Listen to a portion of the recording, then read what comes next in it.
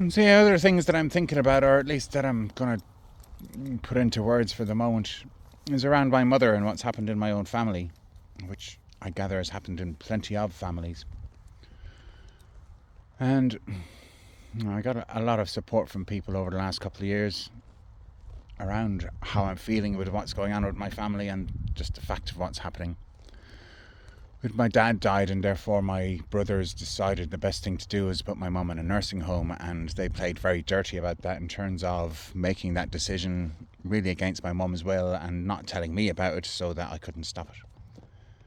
And so in effect they have elder abused my mum because they made the decision that they didn't want me to be taking care of her, and my family are too wild, my children are too feral, and my missus and me were too hippie.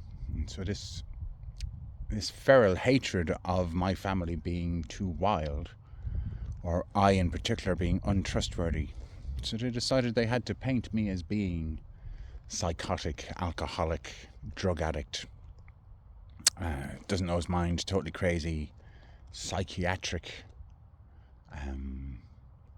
a grifter, moneyless, not wealthy enough to be able to afford to live with my own mum in her own house. All of these different things.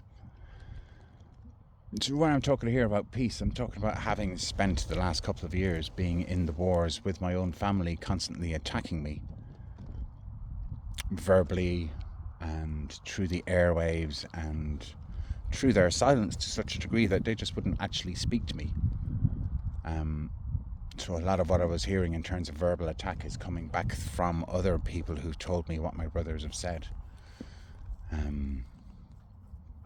And my brother Paul's great ability to just write loads of WhatsApp messages directly to me, just telling me how pathetic I am. But Paul even went so far as to accuse me of child abuse, as well as elder abuse, as well as being a bad husband and a bad father, and every sort of accusation you could make.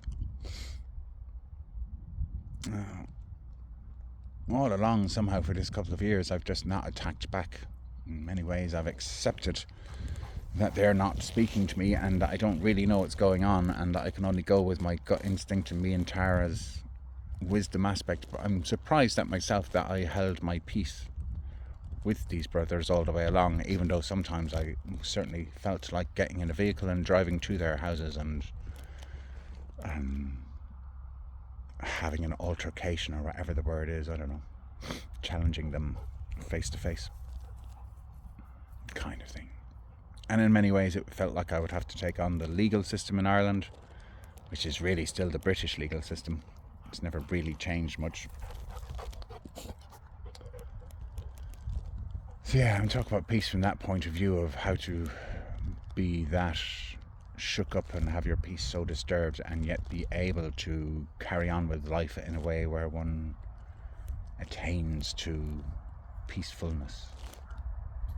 Got anything to say about peacefulness, Tara? No, leave me alone. You got anything to say about peacefulness? You don't have to talk. Well said. Best to keep stum sometimes, isn't it? Just stay out of the limelight in the dusk, darky twilight. Bye, people.